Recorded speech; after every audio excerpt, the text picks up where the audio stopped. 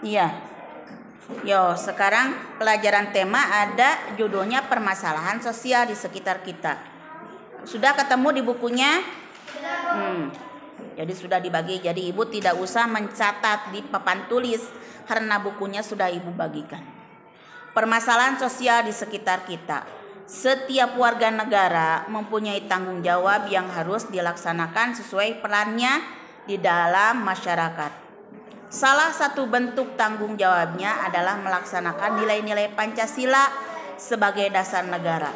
Nilai-nilai dalam Pancasila menjamin terjadinya masyarakat yang saling menghargai demi kepentingan bersama.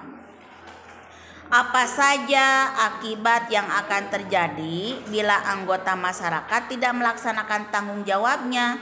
Salah satu akibat adalah terjadinya masalah sosial. Berikut ini adalah jenis-jenis permasalahan sosial yang terjadi di lingkungan masyarakat. Sekarang paragraf ketiga. Jika masyarakat tidak mematuhi, A berarti sampah.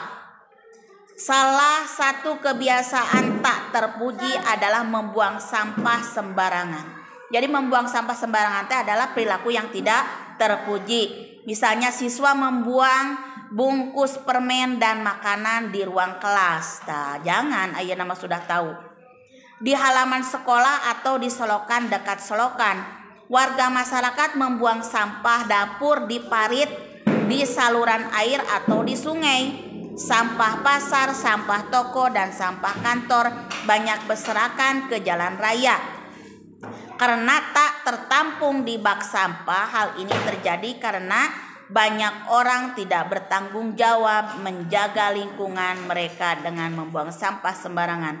Sampah yang bertabaran di sekolah mengurangi keindahan sekolah karena tidak sedap dipandang dan mengganggu kegiatan belajar mengajar. Hal ini mengurangi kenyamanan para siswa yang belajar di sekolah. Sampah yang berserakan di jalan raya mengakibatkan jalan tampak sempit, jalan menjadi kotor dan licin.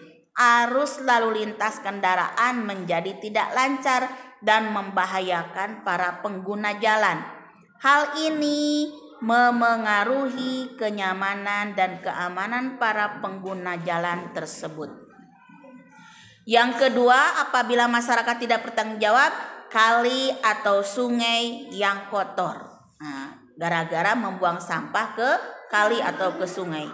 Kali atau sungai kadang-kadang dijadikan tempat membuang sampah bagi warga masyarakat. Pabrik-pabrik atau industri-industri juga banyak yang membuang limbah ke kali tanpa diolah terlebih dahulu. Sementara itu, ada juga orang-orang yang mendirikan bangunan di bantaran kali. Semua ini membuat kali menjadi kotor dan daya tampungnya berkurang. Akibatnya pada musim penghujan, air kali meluap, menggenangi daerah sekitar. Sawah-sawah dan pemukiman penduduk, menurunkan kualitas lingkungan sekitar, dan banjir yang diakibatkan membuat masyarakat merasa tidak nyaman. Yang ketiga, apabila tidak bertanggung jawab, bangunan liar. Biasanya ada bangunan-bangunan liar. Bangunan liar sering kita jumpai berada di atas saluran air, di trotoar, di taman-taman kota, di kolong-kolong jalan layang. Pada umumnya bangunan liar berupa bangunan sementara yang didirikan di tempat yang tidak seharusnya. Hal ini akan menyebabkan masalah kesehatan dan kebersihan lingkungan yang menimbulkan ketidaknyamanan masyarakat pada umumnya. Yang keempat, akan menimbulkan kemacetan lalu lintas. Kemacetan lalu lintas sering terjadi pada saat jam berangkat sekolah atau jam berangkat kerja. Salah satu penyebab kemacetan lalu lintas antara lain banyak pengguna jalan yang tidak melakukan kewajibannya untuk mentaati aturan lalu lintas. Hal tersebut dapat menimbulkan ketidakamanan dan ketidaknyamanan para pengguna jalan dan masyarakat sekitar. Lalu kerjakan yang di bawahnya, temukan pokok pikiran dalam setiap paragraf dengan melakukan kegiatan berikut ini. Siapkan jumlah kartu, nah tinggal dibuat aja seperti itu.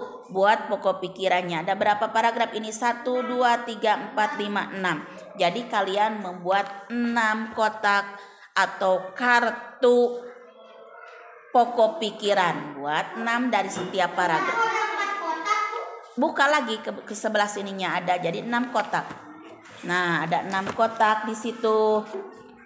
Lalu perintah selanjutnya, baca kembali bacaan tersebut dan temukan pokok pikiran setiap paragraf. Sudah bisa kan menentukan pokok pikiran?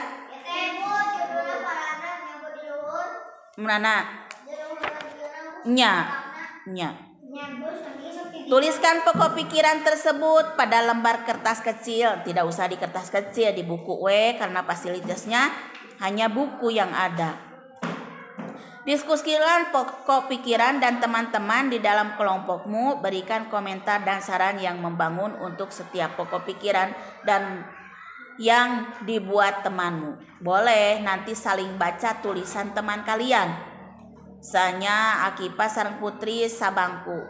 Buku Putri bacaku Akipa, buku Akipa bacaku Putri. Jadi saling baca tulisan masing-masing. Apakah kalian bisa membaca tulisan teman kalian atau tidak?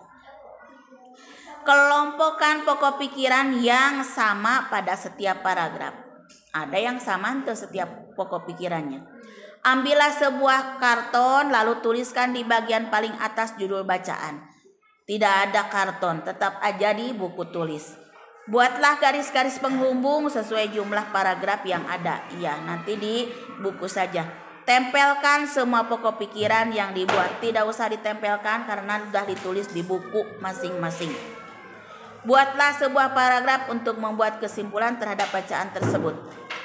Presentasikan hasil analisa bacaanmu di depan kelas. Iya, bisa itu kalau dipresentasikan. Nah, silakan kerjakan dulu sampai di situ. Nanti lanjut ke selanjutnya. Sambil mengerjakan,